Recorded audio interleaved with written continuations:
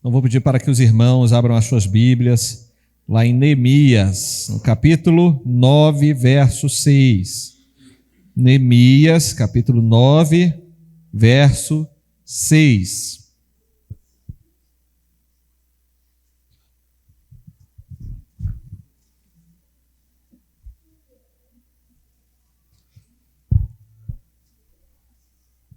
Todos encontraram? Amém?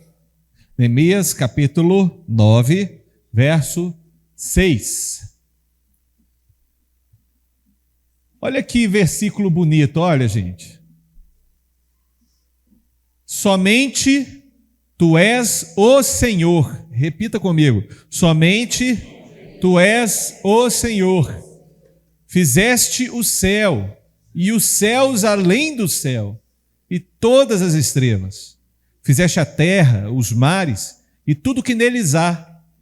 Preservas todos os seres vivos com vida, e o exército dos céus te presta adoração. Deus, eis aqui a tua palavra. Obrigado por falar conosco, Pai, através dela. Nós te agradecemos em nome de Jesus. Amém. Amém. A gente vive em um tempo, em uma era, na qual é difícil as pessoas reconhecerem de coração, de fato, de verdade, o cuidado de Deus para conosco. A gente tende a enxergar a vida muito mais através das nossas capacidades ou através das capacidades das outras pessoas, da economia, do governo em questão, das especulações que acontecem ao redor do mundo, e se esquece de enxergar o quanto o Senhor cuida de nós todos os dias da nossa vida. E eu falo que Ele cuida de nós porque, assim como o João bem disse, no último domingo está escrito, lá em João também, né? Capítulo 3, então João disse, um texto de João, né? Que não é o próprio João que escreveu, mas é um outro João que escreveu.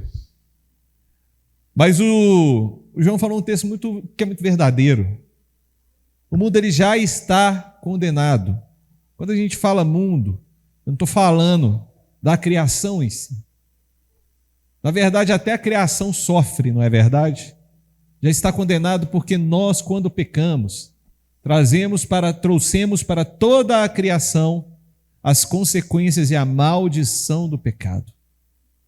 Trouxemos para nós, para a nossa vida e para toda a criação. Por isso que em Romanos, lá no capítulo 8, a palavra diz que a criação geme como em dores de parto, ela clama, ela grita para que se revelem os filhos de Deus, porque os filhos de Deus são aqueles que vão trazer alívio para toda a criação, não só para si mesmos, mas para toda a criação. E nós temos aqui, neste texto, que o nosso Deus, Deus maravilhoso, é o Criador de todas as coisas. E que mesmo que vivamos sob uma realidade triste, dolorosa, difícil, de maldição e de condenação por causa do pecado, Deus ainda assim continua cuidando da gente e provendo tudo que a gente precisa. A gente enxerga nesse texto que Neemias escreveu que o Senhor é o Criador de todas as coisas. Somente tu és o Senhor, está escrito. Fizeste o céu e os céus além do céu, e todas as estrelas. Fizeste a terra, os mares e tudo que neles há. Preserva todos os seres com vida, e o exército dos céus te presta adoração. Quem preserva, quem mantém, quem criou, quem dá a vida, quem tira a vida, quem traz o equilíbrio para tudo o que vivemos, por mais que às vezes não pareça tão equilibrado, porque os nossos olhos enxergam a finitude, os nossos olhos não enxergam a eternidade, Os nossos olhos não enxergam além da vida. Nós enxergamos o aqui e o agora. Nós estamos presos na dimensão espaço-temporal. Nós não conseguimos enxergar nada além do hoje e do agora. A gente não sabe nem o que vai acontecer conosco no minuto seguinte. A gente estatisticamente consegue prever, sem saber com certeza o que vai acontecer. Mas a gente vive porque crê que este segundo já foi criado e providenciado por Deus. Então, o que eu quero te dizer nessa manhã, tudo é perda, como a gente cantou, se não tem Deus. Se não existe Deus, não existe criação, não existe mundo, não existe nada. Nós cremos que a partir de Deus todas as coisas foram criadas. Se não existe Deus, não existiria nada. Amém? Então, esse é o primeiro passo para a gente meditar. E por que Neemias escreveu isso aqui? Neemias, ele viveu em um período muito complexo que o povo judeu estava passando. Ele viveu ali no final do exílio babilônico. A gente, às vezes, reclama dos nossos governos e dos nossos governantes, e de fato eles governam muito mal o nosso povo, todos eles. Não enxergo que nenhum político que exista aqui no nosso país e em vários países do mundo governam com um verdadeiro respeito os povos dos quais foram responsabilizados a governar. Mas a realidade que vivia Neemias é muito pior do que qualquer governo que a gente imagine viver na nossa vida. Eles eram um povo exilado. E eles não foram exilados simplesmente pela vaidade de um povo mais forte, no caso a Babilônia. Eles foram exilados porque Deus mandou eles serem exilados. Pela desobediência, pela arrogância, pela quebra do propósito que aquele povo cometeu. Imagina só você, está em um lugar com uma cultura diferente, com povos que cobram altos impostos sobre vocês. O imposto do Brasil é alto. Não queira imaginar como eram os impostos da Pérsia e da Babilônia enquanto os judeus estavam ali exilados. A vida para eles era muito mais difícil. Aqueles povos tiravam os melhores talentos do povo judeu. Eles castravam principalmente os homens para servirem nas cortes reais. Aquele povo sofreu muito, era ameaçado, vivia sob opressão. Qualquer coisinha que o rei decretasse, eles tinham que obedecer. Tanto que ao ler o livro de Daniel, ao ler os livros que a gente enxerga, que foram narrados essas histórias, os reis lançavam decretos mesmo, de que aquele povo teria que adorar aquilo que eles mandassem que fosse adorados. E quem não adorasse seria penalizado duramente. Mas pela misericórdia e graça do Senhor, aqueles que se mantiveram fiéis foram o quê? Foram poupados e honrados, e o nome de Deus foi glorificado pelos próprios reis. Quem se lembra do caso do Sadraque, Mesaque, Abednego? Caso forte, né, amigão? Lançados na fornalha. E além de tudo, o rei ficou tão irado que ele mandou aquecer a fornalha a ponto dos caras que chegavam perto morrerem queimados, de tão quente que estava a fornalha.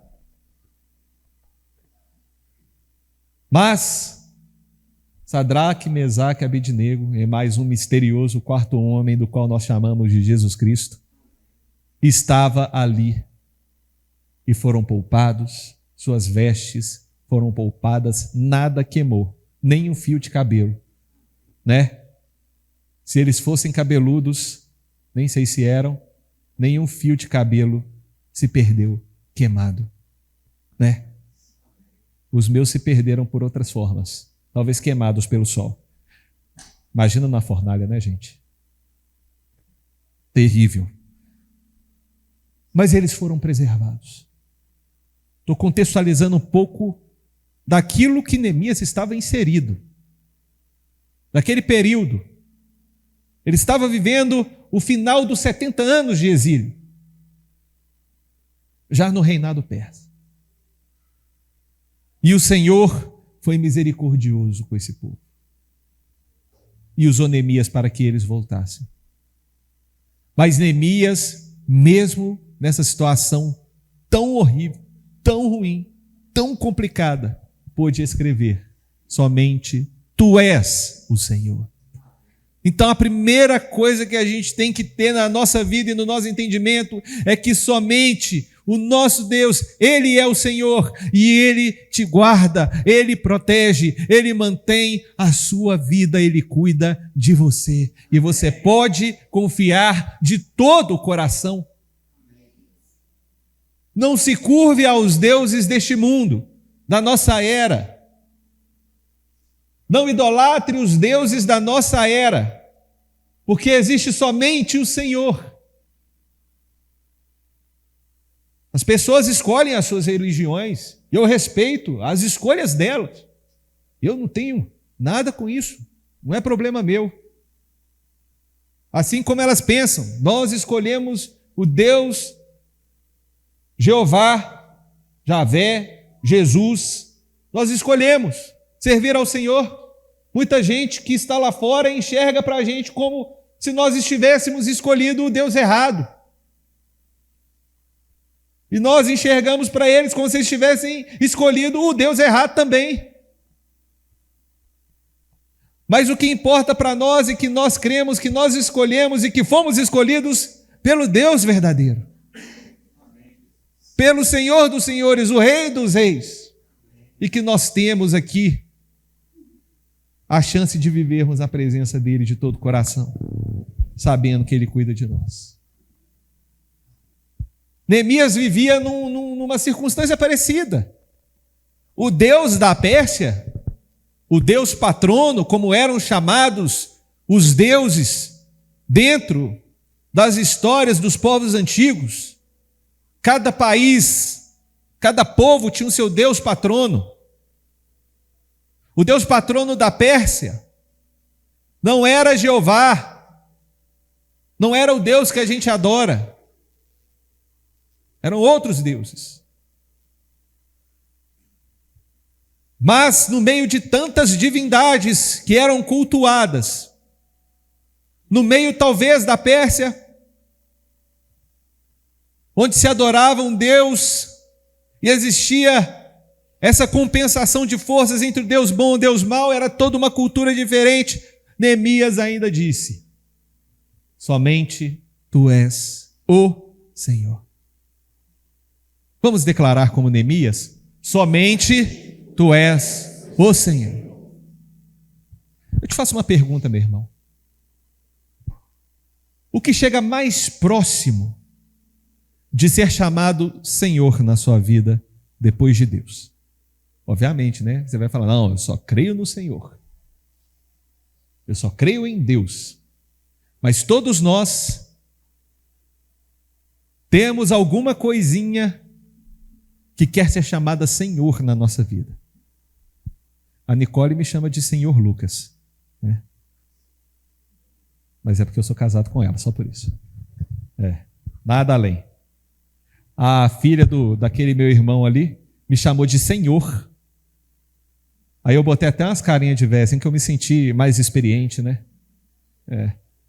Quando o Senhor tiver a foto, pode postar. Eu falei: que isso, menina?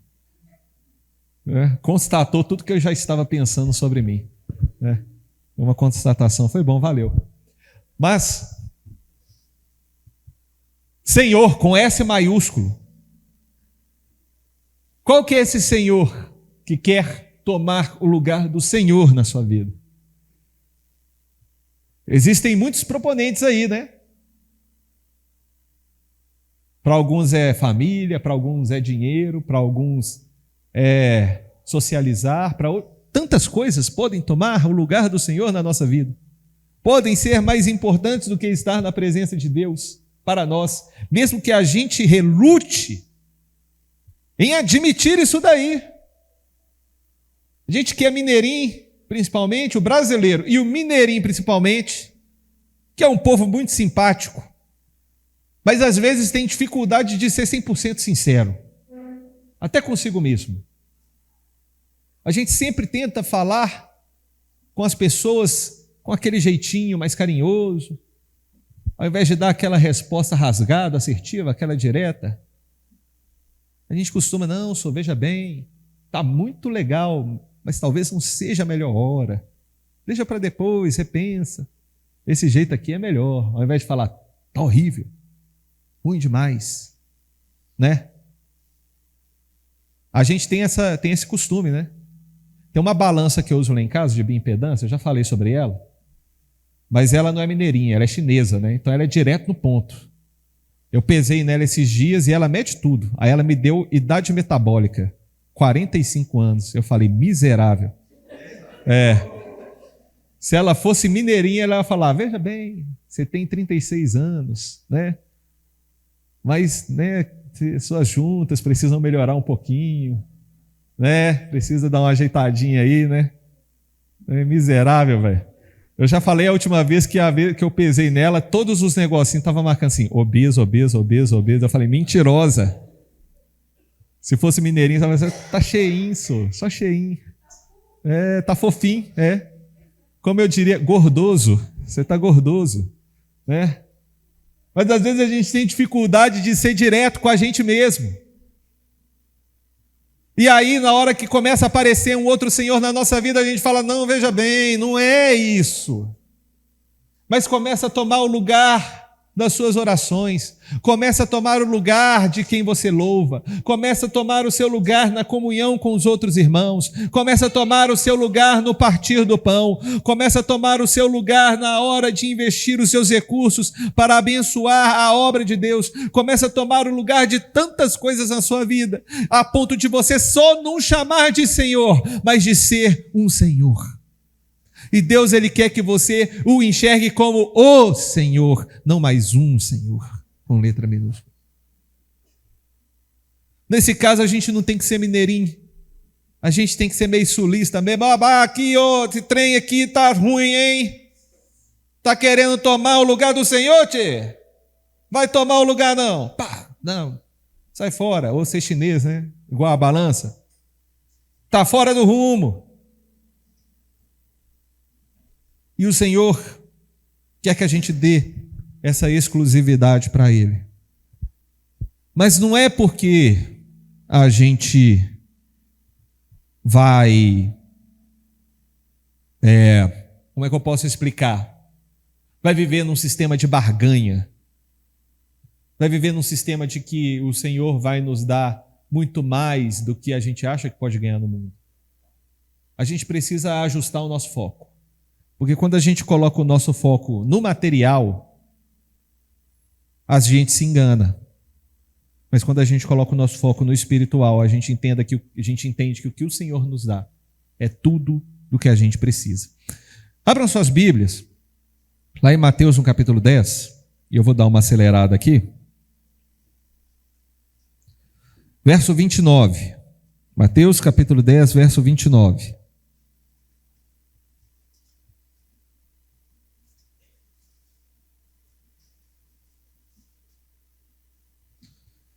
Na verdade, vamos ler o 28 também.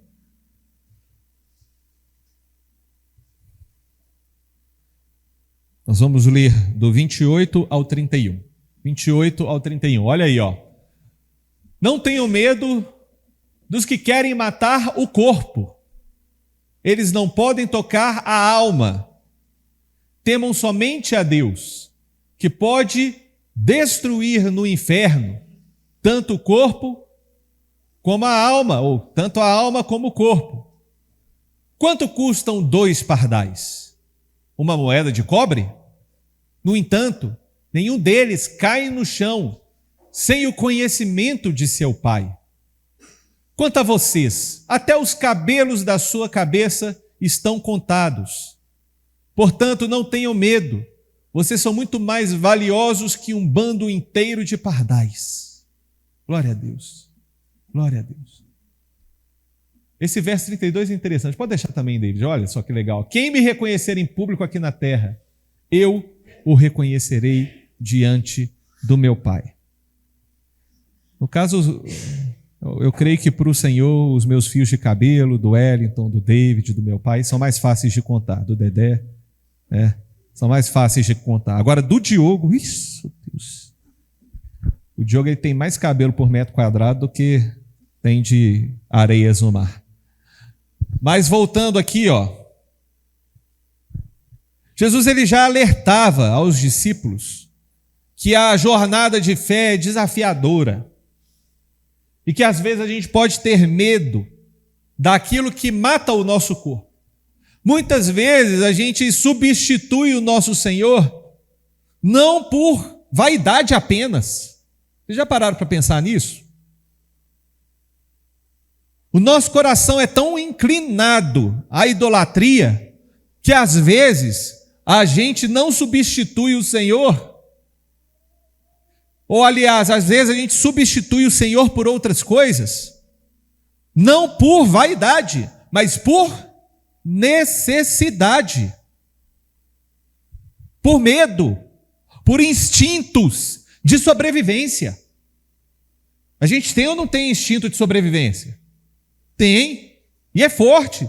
E talvez seja a força mais forte que existe na humanidade. Um instinto de sobrevivência. Mas Jesus está mostrando aos seus discípulos que apesar de termos esse instinto, a gente tem algo maior do que esse instinto.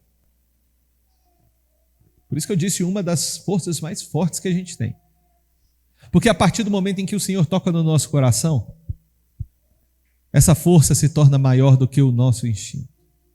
Na verdade, acaba virando uma briga, como disse o apóstolo Paulo. É uma briga daquilo que o Senhor quer fazer conosco através do nosso corpo e aquilo que o nosso corpo faz para manter a sua sobrevivência. E é muito importante a gente refletir sobre isso. A gente precisa observar que Deus sabe de todas as coisas, inclusive as provações que a gente passa. A gente vive uma vida repleta de provações e de lutas e de dificuldades, e Ele conhece cada uma das nossas provações e Ele permite e Ele executa que passemos por provações. Não só permite, Ele provê as provações. Parece duro, parece desumano, mas não existe nada mais humano do que o próprio Deus fazendo e ordenando aquilo que a gente tem que fazer. O Senhor nos criou como seres humanos, o Senhor não nos criou como anjos. A gente até lê aqui na Bíblia, a gente vê essas falas de Jesus, mas a gente tende a confundir a cabeça nossa e a cabeça do cristianismo que foi formado ao longo dos tempos, e eu não falo em termos nem doutrinários, eu falo de corrente filosófica. A corrente filosófica que perpetuou dentro do cristianismo é muito mais de origem grega, ou seja, a gente interpreta a Bíblia com um olhar muito mais grego-filosófico e não com o olhar judaico. Mas quando Jesus fala muitas coisas, ele está falando como um judeu. E quando Jesus diz corpo, alma, ele diz algo que está muito mais intrinsecamente ligado do que os gregos criam. Os gregos tendem a separar as coisas em caixinhas. A filosofia grega ela tende a sistematizar as doutrinas. Ele tende a separar e explicar cada parte separada de uma maneira sistematizada. O corpo é onde a gente tem as nossas necessidades, é onde habita a nossa alma. A alma é a sede das emoções e o espírito volta para Deus, mas para o judeu isso não existe dessa forma. Para o judeu tem o corpo e a alma é o sopro de vida. Ou seja,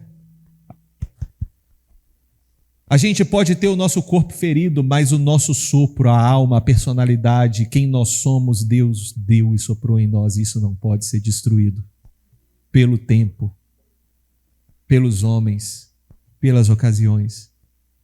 Nós somos um ser único.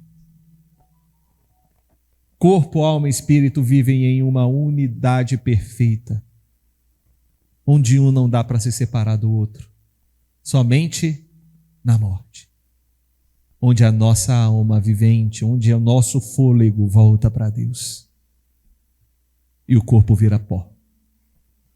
E isso é maravilhoso a gente parar para pensar, porque Deus pode nos fazer novos, e Ele vai nos fazer novos, Ele vai fazer novas todas as coisas. E a gente pode descansar e crer no cuidado desse Deus que nos provê, e que provê provações, tentações, dificuldades para a nossa vida. Na verdade, tentações não, provações, para que a gente viva e aprenda a viver da melhor maneira, para a honra e para a glória dEle. Aquela música, eu vou passando pela prova, dando glória a Deus, ela faz muito sentido para nós, porque mesmo na prova a gente consegue viver o cuidado de Deus. E quando a gente é esmigalhado, às vezes, é que a gente consegue enxergar Deus mais de perto. Em muitos momentos que a gente está de boa, está bem, a gente fala, não, como a vida é boa, como Deus é bom, está tudo bem. Mas às vezes a gente está longe de Deus no coração. Mas quando vem as provas difíceis é que a gente chega a falar como Jó, agora eu te vejo de perto. Agora eu sei quem é você. Porque nessas horas ele se apresenta. Amém? A igreja manifesta o cuidado de Deus. Em Filipenses 4, verso 14 ao 19, está escrito o seguinte.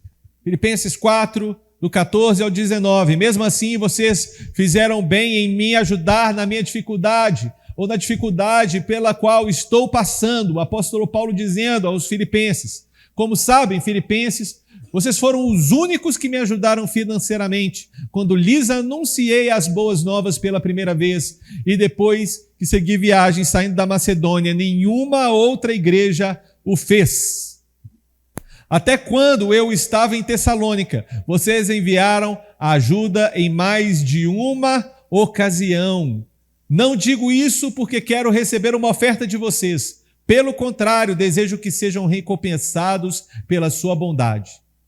No momento, tenho tudo o que preciso e mais.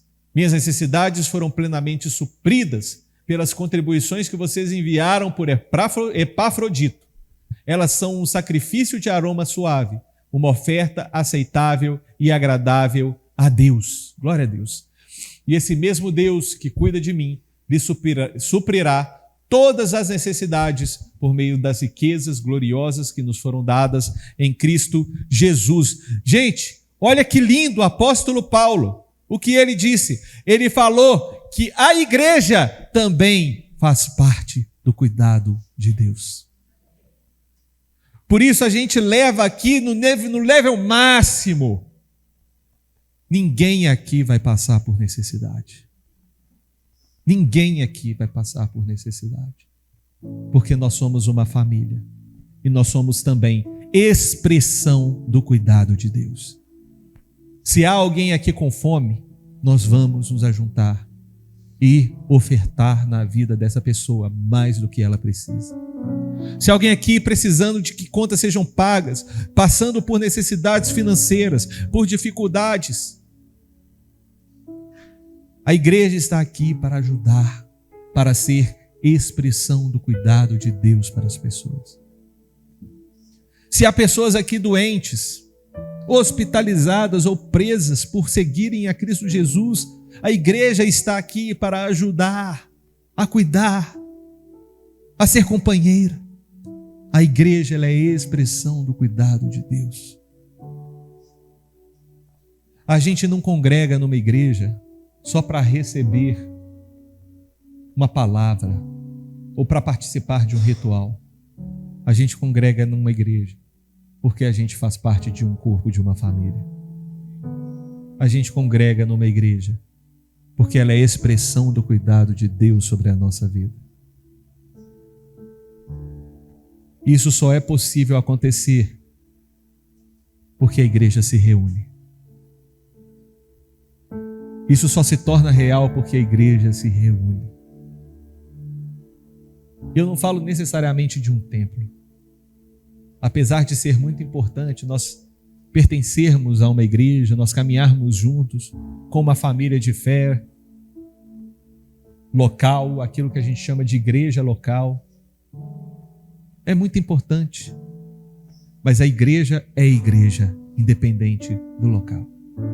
Somos igreja nos nossos pequenos grupos, somos igreja quando estamos reunidos, 2 ou 3 em um hospital, em um presídio.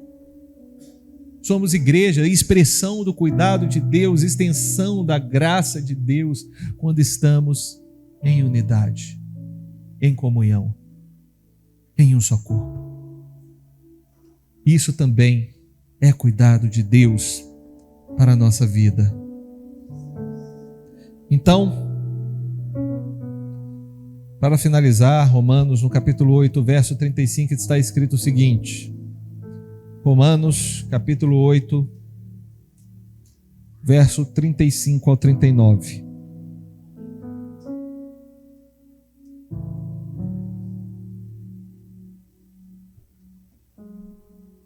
Quem nos separará do amor de Cristo?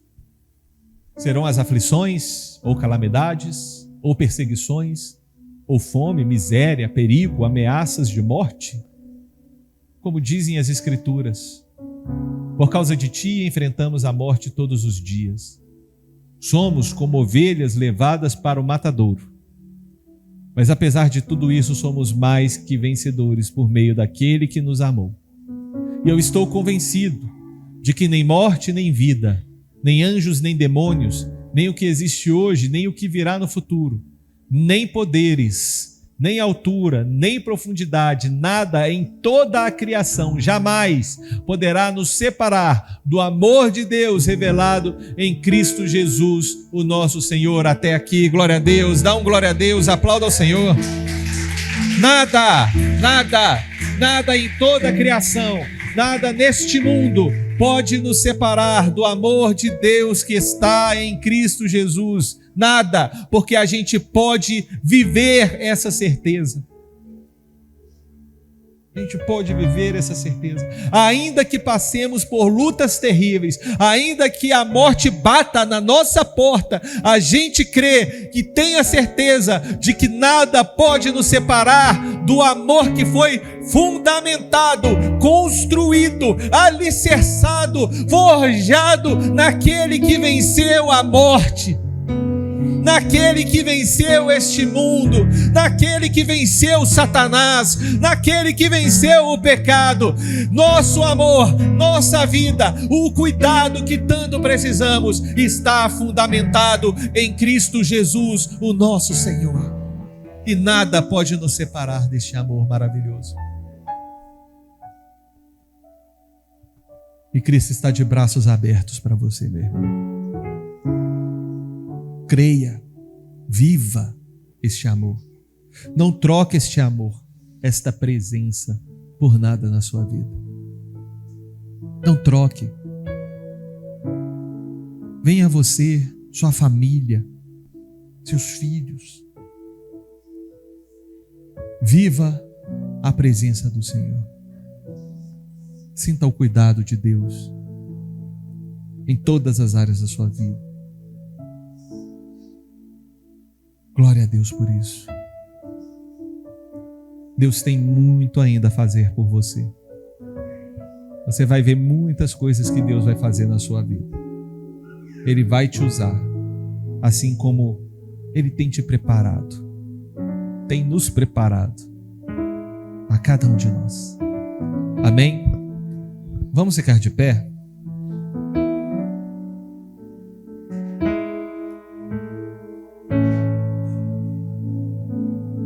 E eu não vou nem perguntar. Eu queria que todos vocês, irmãos, dessem um passinho de fé aqui à frente.